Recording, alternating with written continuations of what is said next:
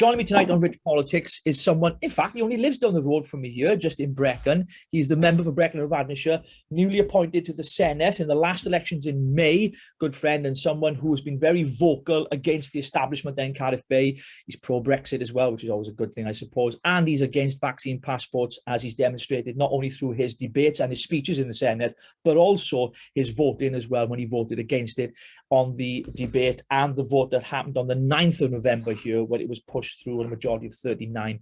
It is, of course, Mr. James Evans. James, welcome to Rich Politics. Good evening, Rich. How's it going? You're right? Yes, I am, James. Yes, I'm glad to have you on. I've been wanting to get you on for a little while, as you know, and you've been really busy. I mean, first of all, for our viewers tonight, James, I mean, you're not a career politician. You've got elected in May to the Senedd, to the Welsh Parliament. Yeah. I mean, give us a little bit of your background, and then we'll talk about how you got into politics and why. Well, I suppose I would say I had pretty humble upbringings, really. Born and brought up in my constituency, which is always a nice thing to do, really. I feel very honoured to do that. And I think it's the way things should be. You should represent where you come from. I think you've got an affiliation for your home, the people who live there, and understanding local issues. But like I say, I went to school just down the road from where I am here now in Gwernyfed High School and Talgath Primary School. I didn't go to university, wasn't for me. I wanted to get out into the real world, earn money. So I was farming background. Mum and dad parted when I was young. It was a bit not nice, but it's one of those things. I think it makes you as a person, hardens you up a little bit, I think. Did help. I went on to work on a construction site, got my trade as a construction engineer. So I was laying bricks for a long time as well on sites. I've dug in footings. I've been up to my knees in dirt and mud. I never was nice in university, like some people sat behind a desk. It wasn't for me. I was always into getting on with it and working, really. So after that, I decided I wanted a bit of an office job. Didn't like the cold too much after a while, so decided to join the local authority and went basically as a highway engineer there for a long time. And then I sort of started getting involved in politics, really. Right, stop there. That's what I want to ask you. Right, so you were just a normal bloke like the rest of us. Which is what we need. No, I wouldn't say normal, but I'm all right. Well, listen, we need more normal people in politics today because, we're so used to seeing the usual lot, as you say, the elite and the Oxford and the Eatons and, which is fine. We need them as well. We need a mix, but it's refreshing. So what triggered you then? What got you kind of, I got to get into this. I got to get into politics. What was it? I'll be honest. There's a few things that got me into it. When I was in county council working as a local government officer there, you do see waste and you do see how political decisions really can affect people's lives. Being in Powys as we were, we had local government funding cuts from the Welsh Assembly as it was then, year after year, bottom of the pile. Couldn't do basic things, had to change picking up bins for people, couldn't fix potholes, couldn't go out to see people with planning applications, turning street lights off. And then you see places like Cardiff, your Swanseas, your Newports getting budget increases every year, not cutting services, having to close schools in Powys. It didn't ring right for me. I thought the balance is wrong here, and it really started to, wouldn't say it, but it peed me off a little bit. I didn't think it was fair. You can say it on Rich Politics. You can say it. I'll be honest, it did piss me off. I seen the balance was unfairly, treated towards rural communities, really. But there's places where you come from, Blaenau Gwent, for example, they've been just taken advantage of by Welsh Labour and Welsh government. I hate to say it, the member of the Senedd there is just used like a voting pawn. They don't care about the people in the valleys communities because they're taken advantage of. They've done nothing for them. But I could see that working in local government, just the areas of deprivation. So that annoyed me greatly and got my sort of enthusiasm for politics. And then I suppose the local county council, I left then in fear. So MP got elected locally. He wanted somebody local on the ground to give him help for a couple of years. I just jumped at the opportunity, really. I was interested. And then I suppose the county council tried to close my local high school. And if there's one thing that really does wind me up, it's when people park their tanks on my lawn. So I joined the campaign for that, campaigned quite heavily. And someone come up to me after we managed to save the school and said, you fought quite hard for that. Why don't you stand to be a county councillor? And I'll be honest, I had the common misconceptions. I hadn't been to university, didn't have a degree. I didn't think I was educated enough to do that. I'll be honest, I was young. I was only, how old was I then? For a look across the room, I think I was 25 at the time. You know, and you think, oh, I'm too young to do that. But then I got convinced to do it. Didn't think I was going to win, I'll be honest. I just went out there. I just told people what my views were of how I could improve our local community to help people and do what I can to be there for them, really. And I absolutely rode home, really, and whacked the independent who'd been there for a long time and got elected. And it was just an elating feeling. And going into County Hall, then you really feel like you can do something. But one of the things I did notice, I got asked to join cabinet straight away, which was quite a big thing. I didn't really understand what all this was, I'll be honest with you. And getting put into a decision-making body early on was a steep learning curve, actually. And then that's where it really sort of inspired me to really want to go higher in politics, because being on the outside of it, you see half of it. When you're on the inside, you really see how Labour parochialism manifests itself. You know, you got the Welsh Local Government Association. You know, Labour leaders meet with the First Minister regularly. It's all sewn up. Everything is sewn up in Wales. Well, as I say, that's one of the reasons why in Blaenau Gwent, Alun Davies, the Welsh Labour MS, why he's despised by the local council, because we have an independent council here in Wales, of course, a majority, and I know them all. They're all, you know, personal friends of mine, and some good sticks on there, good people. Well, I like. Yeah, my dad was from Blaenau Gwent. Yeah, so well, see, I mean, it's classed as a deprived area, and quite frankly, as you mentioned earlier in the conversation this evening, one of the things that strikes me is that, you know, people like Alun Davies, you've never seen him in his constituency. You know, he's only there for photo opportunities, but it's the old adage, isn't it, James? And we've seen this over the years where people just vote Labour because their grandfather voted Labour. I know, I've always voted Labour. And the other side of that is, you know, there's no point in voting because it never changes anything. So you've got the apathy and you've got the legacy of the Thatcher years, where people blamed her for shutting the mines, which we know this not fully true. Even though more mines closed under a Labour government, but they don't tell you that. Yeah, of course. And, you know, so I think faced with that, I mean, why the Conservative Party for you, though? Because, you know, I've spoken to you. I know your ideas and your policies. I know you're a great believer in working hard for your constituency. And I've seen you do that on the ground at local authority level and now as an elected member of the Welsh Assembly. But why the Conservative Party for you in particular? What's your reasons for wanting to stand with them? Family, really. Law and order, people's freedoms. Communism doesn't work. Socialism doesn't work. You know, the idea of it, this panacea, is lovely, but the good thing about socialism, they run out of spending other people's money all the time. I believe in working hard and getting on, and it's not what the state can do for you, it's what you can do for your country, and that's what I believe in. It's about personal responsibility, taking a bit of a lead, getting on, and I think that's what helped me in life. You know, my family were mixed voters. I've had Labour, Liberal, Conservatives all through my family, so I could have a political multicolour, really. But I went with the Conservatives because I believe that Labour was, you know, not good on the economy. They weren't helping people with jobs. They didn't help people get apprenticeships. You know, they're sending the country backwards. And I grew up basically under Tony Blair, and it was the boom and bust. And Tony Blair liked to spend, and then they went bust, and then blamed the Conservatives for putting everything right and trying to sort the economy out. And that's why I'm a Conservative. I believe in family values, law and order, and getting on in life. And my personal view is the Conservatives do that for me. Do I agree with absolutely everything the Conservative Party does, Rich? And I've said this to you before. No, I don't. But I fundamentally believe that the Conservatives are the only party out there that actually stands up for working people now, because I'm afraid Labour has gone far too left-wing. They are letting the radical left-wing people run their party. And not being funny, you'll never see me take the knee for anybody. Only my wife, my mother, and the Queen is probably the only people I'll take the knee for. And I'm sorry, I just don't prescribe to this culture war at the minute. There are bigger issues in our country to deal with. You've got the NHS. It is in crisis. People waiting 12 hours on the floor for an ambulance. How is that right? But they want to talk about cultural wars and constitutional matters. You've got education going backwards. It's just Wales is a mess, an absolute mess, by a government that's just run out of ideas. And I tell you what, someone always says to me, whenever I get asked, what's it like in the Senedd? For me, it's the most humbling and most frustrating job in the world, because they will never take a good idea. if it's from anybody other than themselves. And Mark Drakeford himself always says, there's no monopoly on good ideas. And he always say back to me, there's no monopoly on good ideas unless they come from you. Yeah, It's just, I was going to say on that, rant there, Rich.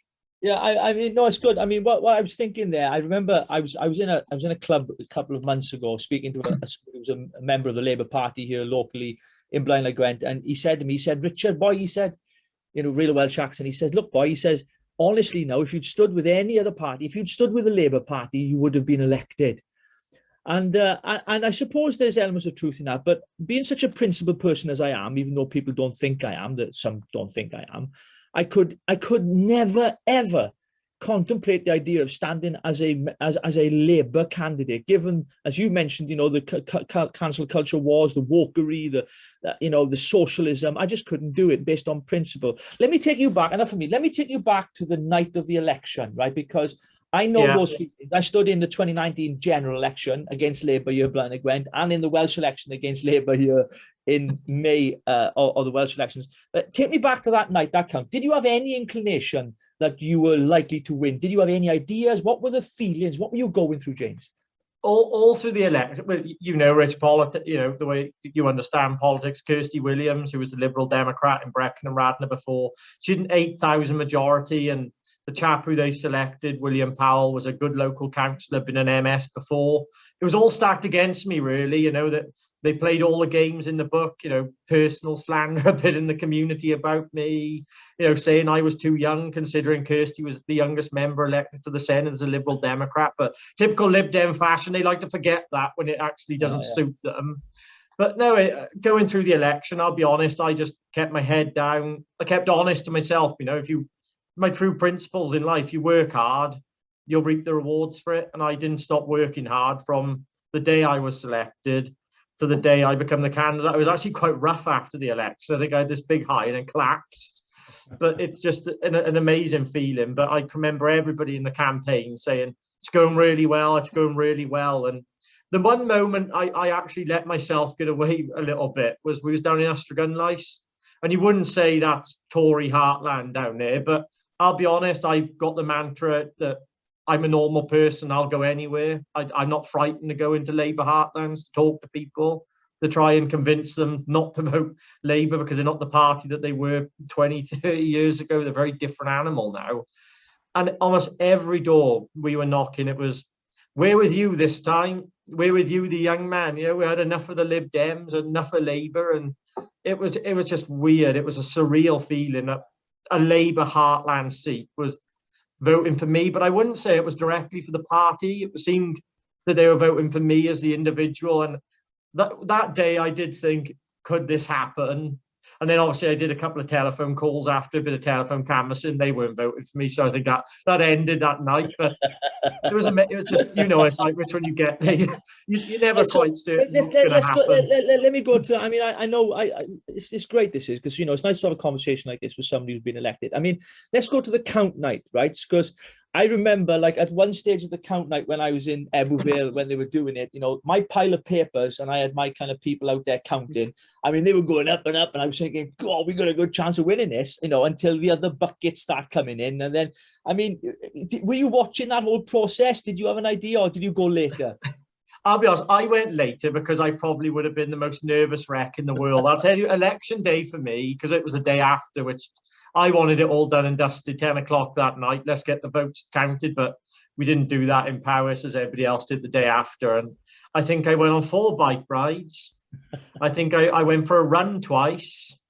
I think I sat in my car literally on top of the mountain and just, I don't know what, I just stood there looking into the abyss.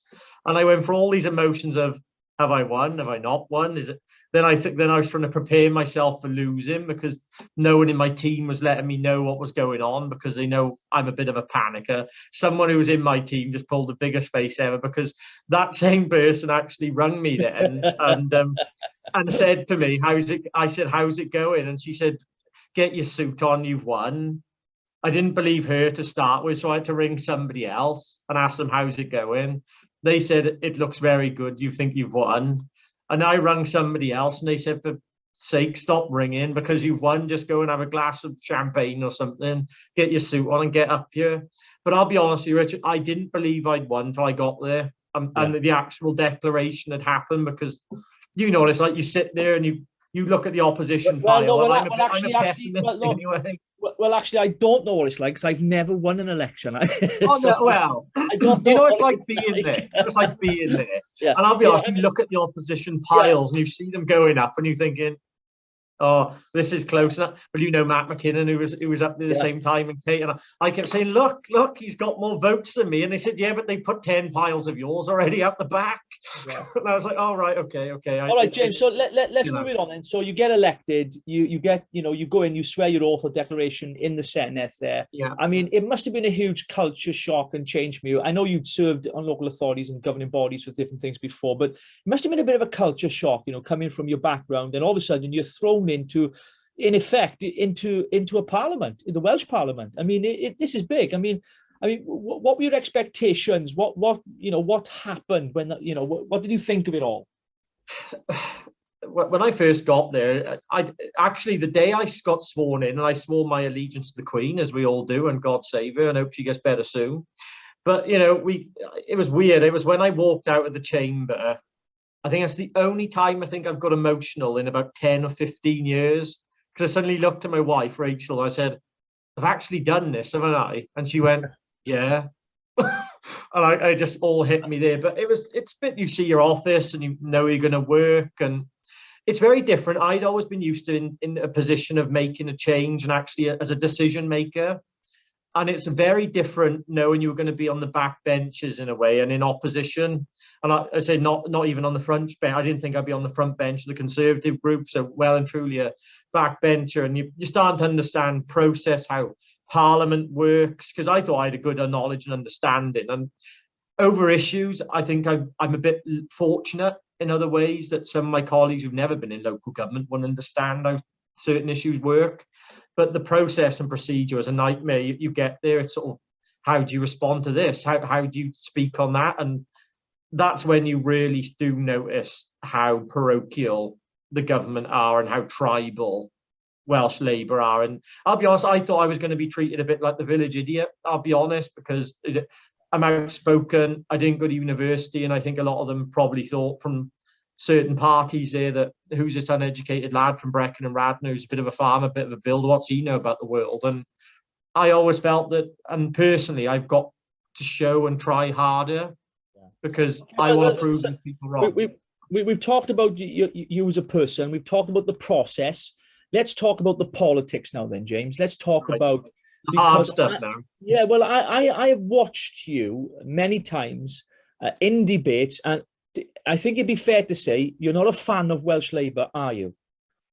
No, I'm not a fan of Welsh Labour. I'll tell you why I'm not a fan of Welsh. There are some people in the Welsh Labour group. You've interviewed one of them, Hefin David. Yeah. Hevin's a genuinely nice person. Yes, he is. There's a lot of genuinely nice people in that Labour group, but they will never do, I don't think, sometimes the right thing or the best thing, because they can't do it because they're whipped so hard by the government. And sometimes I think in a smaller parliament, which the Senedd is, sometimes you've got to do what's right for the people. The last Senedd was the one that got me, was Paul Davis's autism bill. Mm-hmm. Everybody wanted that. Labour members wanted it. The opposition wanted it. All the lobby bodies wanted it. And the actual service users wanted it.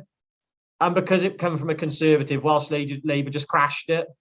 And those members, and they do it in the chamber, and your constituency member for Blaen y Gwent does it. He stands up and he criticised the government just for a bit for Twitter and a bit for Facebook to say how bad the government is. And then all of a sudden, when voting time comes, you trot along and vote for the government. And I think you're not doing a good job. You're not representing the people who actually put you there. But yeah, but there are. As I said, there were some good people in there. I even implied I get on with some of the Plaid members better than some of the people in my own group. I think sometimes you could have good cross-party discussions with people and you just make it work. But yeah, I'm afraid where they're going at the minute is. I think as well, and I've noticed this, and I know you come up against it. they still can't accept, can they, the Welsh government, Brexit? I mean, I've listened to so many debates, and even now, you know, any of the cabinet ministers, when it comes to the economy, for example, or when it comes to do with what's happened to the NHS here in Wales, they'll always try and blame Brexit or lack of funding from Westminster. They never accept responsibility for anything going wrong. And I've watched. Listen, I've probably been in that chamber more than you, right? Virtually, probably, yeah. Probably, yeah. And every time I watch it, I'm pulling my hair because they never seem to accept responsibility. When we know the NHS was on its bloody knees even before the pandemic, and this is where I know it's known now because Mark Drakeford's profile's been, you know, elevated. But prior to that, the thing was Vaughan Gething was a disgrace. He was elevated to the economy minister. He wrecked the NHS. Now he's going to wreck the bloody economy. I mean, but people don't see this, James. Is it frustrating for you to see what goes on there and then translate it into the community and the wider, in the UK context, and people don't see it? How frustrating is that? People are starting to see it. They are starting to see it now. I think people now across Wales are starting to realise just what the Senedd does. But I think the COVID pandemic has helped that, to actually show that Welsh Labour could put an invisible border up between us and England. And the problem is with Welsh Labour, they reward failure. Leslie Griffiths, you know, she's a previous health minister. Mark is a previous health minister. They're all still in the government. These people have failed the Welsh NHS, and they're just recycled around government. It's just continual failure, and it seems to be sort of this sort of way that the government works in Wales. If you do a bad job, it's, oh, well done, we'll give you a promotion. I'm afraid it doesn't work, and I find it just, there's a lack of depth of talent. Sometimes you could say perhaps in Welsh Labour, or they don't want to bring people in like Heaven, for example, because they're seen as part of the awkward squad or something like that, and they want to be loyal to people who are absolutely atrocious government ministers. You know, how Lee Waters is in the government is beyond me. I'll be, you know, listen, the only thing I got in common with him, he's from Llanelli, and that's it. Because I mean, absolutely dreadful. This is a man who admitted on record, and I know he gets absolutely, you know, all over social media. He gets called out for it. And he doesn't know. He said, we don't know what we're doing on the economy. I mean, we all know that anyway, right? Their governments run out of ideas. That's the problem. They become so complacent. They believe their own rhetoric now. That's when you know they've been there too long. They believe what they're saying, and they've been there that long. They argue against policies that they might have introduced 20 years ago. That's how silly it is, you know. And we talk about government waste, but the problem is none of them have ever, probably some of them have, but not many of them have ever run a business. They don't understand what money is, an actual value of money. They just see it as numbers on a balance sheet. Yeah, well, I always say, I say to constituents, you know, that £50 million they've wasted on Cardiff Airport. That's what I was going to say. I'm just going to say that Cardiff Airport is a perfect example, James. Take it away, yes. The thing is, I would say to people, they've wasted £50 million. I said, if what I'd love to do, and I'm trying to get the party to do this, print £50 million off in fake notes, chuck it in a trailer and set it on fire. That would have public outcry, because you've just set alight 50 million for what? And I say, well, Welsh Labour do that on a daily basis. Yeah. 100 million on an M4 relief road, 50 million on this, 20 million on that. It's vanity projects that don't go anywhere. That's huge sums of money, but to a lot of them, they're just figures on the bottom of a balance sheet, and they don't understand the value of money. And if that money was invested properly across Wales, you'd improve people's lives. And it drives me crazy. And when you call them out in the chamber, you've seen it with me, Rich, you know, I'm probably one of the only members there now who really gets under the First Minister's skin, where I get one word responses from him. I'm sure they've got a government whip on me now. You don't respond properly to James because they don't like being questioned. They don't like being quizzed on anything. They don't like scrutiny, because they don't like people like me asking the awkward questions, because unfortunately the Bay has been very too cosy for far too long. And when you start to just twist it up a bit, you're seen as the awkward squad. And what we need to do is push you to the side, put you on the edge, make you not feel welcome, and maybe you'll go away. But I can tell you, I'm not going anywhere. My constituents might want to get rid of me in 5 years. That's up to them. Yeah. But in that time, I'll be fighting for them here and fighting for them in the Bay, and making sure that all these stupid policy decisions that they come out with are called out. Because if they do some good things, I've got no issue. That's been a good opposition. If they're doing, you know, they brought out some statement Vaughan Gethin's made today about, helping younger people get into work. It's a good thing. I like what he's come out with. The devil's in the detail. I think it's a positive. But some of the stuff they talk about on the Constitution and dragging us out of the United Kingdom, well, I was going to say, we're going to come to that, James. So you mentioned the cosy bay down the club. I mean, the cosy club down the bay, I should say. I mean, it is like that. I mean, some have called it the cartel. I mean, I across social media, people have got all kinds of ideas, and there's a lot of nastiness out there as well. I think I called it the cartel in a leaflet. Yeah, well, you probably did. I've called it a lot worse, I can assure you, and my viewers know that. But let me just talk about that, because I think what people may or may not know that watching this outside of Wales, that of course we've had a fight against this idea of Welsh nationalism, where there's a group of people in Plaid Cymru, of course, and there's pressure groups here as well in Wales that really push for Welsh independence, which would be massively detrimental to us fiscally, socially, I think, as well, but politically as well. I think it would be a very, very bad move. Now, I will say this, though, and I've always said it, and I caveat it like this. If Welsh independence would be good for Wales and we would prosper and we would, as a nation, we'd be better off, I would be the biggest advocate for it. I would campaign tirelessly for it. I love the Welsh language. I love being Welsh. I love the rugby. I love Welsh cakes. I just love being Welsh. I'm a Welshman, even though Welsh nationalists think I'm a English subservient, loving, bootlicking. I know the feeling. Don't worry. Yeah. But my point is this, right? So my point is, we know it doesn't work. I've never, ever. I remember speaking to Adam Price once in Blaenau Gwent when I was campaigning up there. He came to the constituency, and as he was walking down the street, he came and spoke to me, very polite, very cordial, very nice guy, had a lovely chat. He congratulated me on running a good campaign. And then I said to him, Adam, I literally said to him, I said, Adam, if you right now can convince me that Welsh independence would not put Wales in financial difficulty, I says, I'll stop campaigning what I'm doing, I'll join Plaid Cymru, and I'll become your biggest activist. And he just looked at me, says, well, we haven't got time to do that right now. I can't give you an answer. I mean, because the truth is they don't have an answer. I read their documents when they published it prior to their manifesto coming out. There's nothing in there that tells me how they're going to deal with a £13.5 billion deficit that will affect public services, our National Health Service, everything that affects people now. It'd be even worse.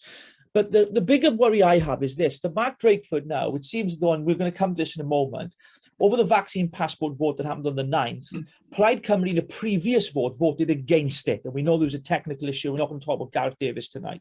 But there was a technical issue where it went through on that technicality. Now, as a result of that, the second vote then, Plaid Cymru changed their tune.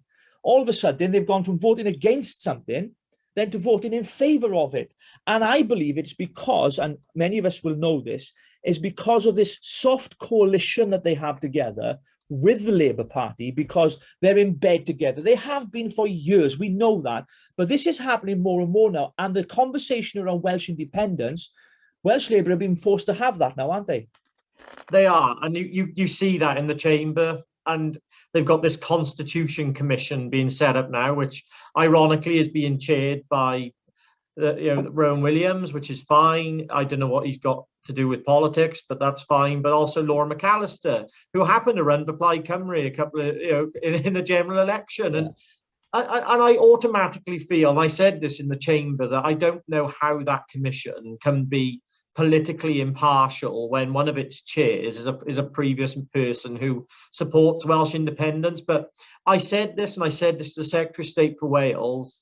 We need to be very careful as unionists up in Westminster of the direction of where Mark Drakeford's taking Wales. It's all being done under this guise to protect the union.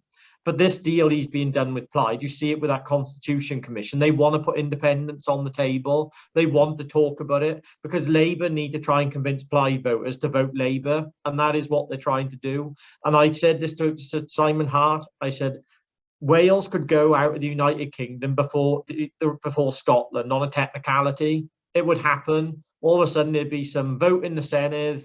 Plaid would do some dodgy deal with Labour. It would all be sorted. Then they'd be pushing for a referendum, and we'd have Wales Indy 1 or whatever they going to call it. It's one of the biggest threats, I think, to our future in the country. You've talked about the financial loss that we're going to have. I'm a proud unionist. If it wasn't for the United Kingdom, we wouldn't have had the vaccine rollout, which Mark Drakeford likes to take credit for everything. We wouldn't have seen all the businesses supported during the COVID pandemic, because that was funded by the UK government. Furlough was supported and funded by the UK government. I'm afraid to say these things wouldn't happen if we were independent. How would we defend ourselves as a country? We rely on the UK armed forces to do that. And all this talk, Rich, about, and I think we talk about it too much. We give them too much airtime talking about independence. It's only done by Labour as a smokescreen, because we talked earlier. They're failing on the economy. They're failing the NHS. They're failing in education. They're failing in a huge amount of areas. And the longer they can keep people focused talking about the Constitution, about how Westminster is terrible, this evil place down the M4, which comes up and hits Wales when we're doing so well. All Welsh Labour want to do is just create division and divide. That's all it's about, and a smokescreen for their failings. And it's what I try and do, and some of my colleagues in my party is try and just divert them away from that. Let's talk about the real issues, which the day-to-day people in Blaen y Gwent, in Brecon and Radnorshire, in Caerphilly, all the way down through the valleys up in North Wales, Conwy, Aberconwy, they want to talk about jobs. They want to talk about education for their kids, and they want to make sure they can get picked up by an ambulance. A lot of the general population who I speak to in the pub do not care about Welsh independence. They care about feeding their families and making sure they've got a job and a house to live in. That's what they care about. And Welsh Labour don't want to talk about that, because when they talk about it, they get hauled over the coals, and it makes them look stupid, and it sort of exposes their failings. Yeah. Well, look, James, we're running over time here, but that's okay. I just want to ask you one more thing before I let you go this evening. Thank you for coming on, by the way, and for all of our viewers as well. Don't forget, we're here every single week here on Rich Politics. Hit that subscribe button. We've got loads of different guests coming on the next couple of weeks, some exciting things, and we're actually going to be on Twitter Space. It's a new thing we're doing. I've got a couple of guests coming on. Twitter Space, yeah. We got Twitter Space where it's all done. It's an audio conference done on Twitter. We got Lawrence Fox coming on, Abby Roberts, a few of my friends coming on to discuss what's happening in Austria right now and Australia. It's going to be a great thing. But let me get back to this. Let me finish off on vaccine passports, James, because as you well know, I was down there last Tuesday with a few hundred people. We were protesting outside against the vote on vaccine passports, which went through, unfortunately. I know you've been very against vaccine passports for a number of reasons, and you did vote against it, and so did the Conservative Party, in fairness to them. I mean, what do you make of it all in the sense that, now we're faced with it, we've got to accept it. Well, I don't accept it because I'm not going to comply. I mean, and where's this going in relation to hospitality? What's your thoughts around vaccine passports? With the First Minister, don't rule nothing out. He made a complete U-turn on vaccine passports. He stood in the chamber and said, we are not going to introduce vaccine passports in Wales. And then lo and behold, so he then sent Eluned Morgan out, one of his disciples, to turn around and say, we're actually bringing vaccine passports in now. I'm afraid they don't work. They're nonsensical. The Welsh government can't provide you with any evidence, any data that they work. You could go into a pub now, Rich, right? Say you had your vaccine passport. You could be up to the nines full of COVID, but because you've got a little piece of paper that says you've been vaccinated, you're in. Somebody then who has to go and get a test or a lateral flow test to go in, that's fine, but there could be someone with COVID in there. It's just nonsensical. It doesn't work. The whole process is flawed. It creates, I've said from the start, it creates a two-tiered society, and we're vilifying people, and we're seeing that in Austria now. People being locked in their homes because they will not get vaccinated. It's disgraceful. We're supposed to live in a democracy. And I always say that to people. This is not a democracy with vaccine passports. I believe in pro-choice. I'm double vaccinated. Other people are. But if somebody doesn't want to get vaccinated, that's fine. That's their choice. They've made an informed decision based on what they know. That's fine. That's up to them. But to vilify them, to keep them in their own homes, exclude them from society is not right, it's not fair, and it's not what I believe in. And I've said, if Boris tried to bring them in, I'd be just as anti against what he's doing to what Mark Drakeford's doing. Because as we've seen down the Senedd and what I've seen on social media, there is a quiet majority of people out there who side with what you believe in, Rich, and side with what I believe in. And I'm afraid to say it's the same old few again who want to start claiming you're this, you're that, because you believe in freedom of choice. It's not about that. It's actually about living in a democracy. And I think currently our rights and civil liberties are being taken away under the guise of keeping people safe. And I'm afraid that happened once before, and I don't ever want to go down there again. Yeah. Well, James, there's no time's up. Thank you for coming on. I really appreciate it. And thank you for just sharing your thoughts this year today. And to all of our viewers, don't forget to subscribe to the channel, share it with as many people as you can, and to follow us on all the social media platforms. I'll catch you soon on another episode here of Rich Politics. Bye for now.